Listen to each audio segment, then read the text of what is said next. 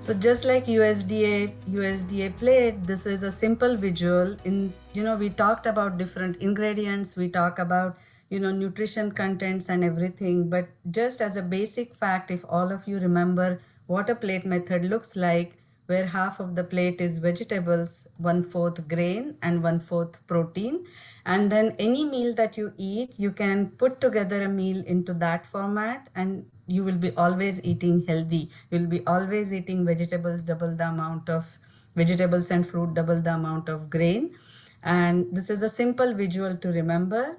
And it's a good idea to this plate or a USDA plate to print and post it somewhere, so that it's a visual cue for us anytime we are making something. And I wanted to make sure this is an Indian plate that I'm showing, but anything that you can eat, other foods also, you can make it as a plate method. For example, if you see, this is again Indian food. So there is idli and sambar. The sambar has lots of vegetables in it, and then there is additional salad here, right? So even if you eating idli sambar as your meal for breakfast or any meal, you can add those additional vegetables. You can load the sambar with lots of vegetables that you like, and you can also add vegetables on the side. On the right hand side of the plate, you are seeing biryani, like a rice with some vegetables. There are vegetables packed in rice also, and there are vegetables around, like broccoli, steamed broccoli, to add more vegetables.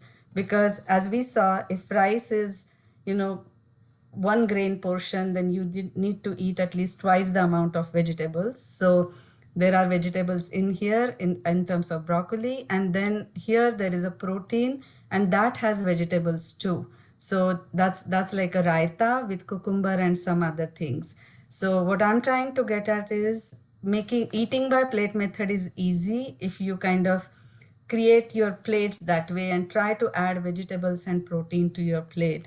Next, I want to show you, like, if you are eating an omelette with a piece of toast, then again, this is a 1 egg omelette with, as you can see inside, it's packed with stir-fried vegetables inside. There is like onion, spring onion, asparagus, broccoli, carrots, mushrooms, those sweet peppers. You can throw in whatever vegetables you want, but then sauteing or steaming and putting it inside the omelette, then again, there is a 1 serving of protein in that 1 egg. There is at least 1.5 cups vegetable here. There are fruits, nuts, and a toast.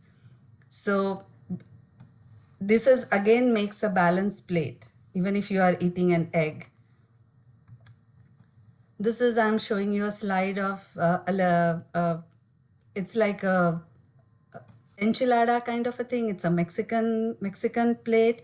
So this is a portion of, right hand side, you see black beans and tortilla with little bit of cheese in it.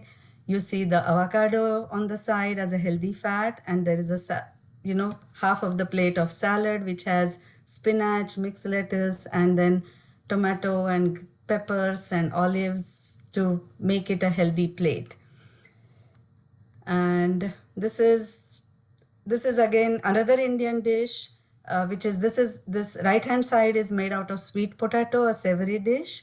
But with sweet potato, one thing I wanted to make sure, when you think of vegetables, there are starchy and non-starchy vegetables. And when we talk about half a plate of vegetables, always remember that comes from non-starchy vegetables. And what are starchy vegetables? One thing to keep in mind is potato, sweet potato, corn, peas are considered starchy vegetables. So even though peas and corn have good amount of fiber in it, they don't get counted as vegetables when we are talking about vegetables. So the sweet potato in this dish is like a grain serving of the plate. And then there is cooked vegetables, steamed cooked vegetables here. And then this is cottage cheese or a green yogurt or the Greek yogurt mixed with vegetables and some nuts in it. So keep that in mind, and going forward, anytime you are eating your meals, if you try to make your plate your food in that way, that would be really helpful for you, without worrying about nutritional analysis, or without worrying about how much of what potassium, what calcium, and all of that. But And the other thing that I would like to say is always vary your food. So if you are eating vegetables, if you are eating fruit, instead of eating the same fruit and same vegetables, if you vary, variety, if you eat variety of fruits, if you eat variety of vegetables, then different vegetables have different nutrients. So at the end you will get all different types of nutrients. In terms of fruit, there was one interesting question on Kahoot about fruit juice, right, where you were showing and dried fruit. So eating fruit is the best, is what we say, than juicing, because as you explained earlier, the when you eat fruit there is a fiber and it takes you longer to chew that fruit, and our digestion starts in our mouth. We say the digestion, the minute your food goes in the mouth and the saliva gets produced, and that's when the process of digestion starts. It's also, did you know that it takes about 15 to 20 minutes for our brain to realize the hunger or the food, there is enough food. So if you are gulping that juice or if you are gulping the smoothie, then often you may not realize how much you are drinking, because you will not get that cue from the brain that, oh, you are full now. So eating fresh fruit is always better. Then comes the dried fruit, and then the smooth, then the any liquid form in terms of juice. So even though juice gets counted as fruit, it's still in the liquid form, and it's fiber. Even though fiber is pulverized and still there, to make a 1 glass of orange juice, you would need probably 4 or 5 oranges. But if you start eating oranges, you may not eat 4 or 5 oranges when you start eating actually oranges, chewing and eating. So chewing is an important part of our digestion too. And in terms of, there was another mention about fiber. You mentioned that fiber is, it helps us maintain the bowel function, which is absolutely right. So I would like to let our viewers know that there are 2 types of fibers, soluble and insoluble fiber. So most of the vegetables and most of the things we eat which has more fiber is more insoluble fiber, but there are certain foods like oats which has more soluble fiber, and there are other legumes which has soluble fiber too. For example, in the legumes, I think the beans, the rajma, the kidney beans have, or the black beans are high in soluble fiber. And why do we need soluble fiber in our diet? Because soluble fiber helps to bind that cholesterol in the food, and it throws it out. So it helps us to reduce our cholesterol numbers. So when you are looking at fiber in the future, if you are reading the labels, look at the soluble fiber too in the diet. Other thing that, based on, oh, the vegetable servings and grain servings. Even though we look at the plate method, I think what I would like to say is, in the plate, when you say half of the plate vegetables, half of, 1/4 grain and 1/4 protein, do any one of you know actual serving sizes of cooked vegetable and uncooked vegetables, just so that you are aware of it? Would anybody like to tell me what is one serving of vegetable is? Okay. Uh, I mean, we can use cup measurements, but our medical director, Dr. Molina, always says we are all born with our own measurements in terms of our hands. So if you close your fist and look at your size of volume of your fist wrist upwards, that's one fist size, and one needs to eat 2 fist sizes of vegetables.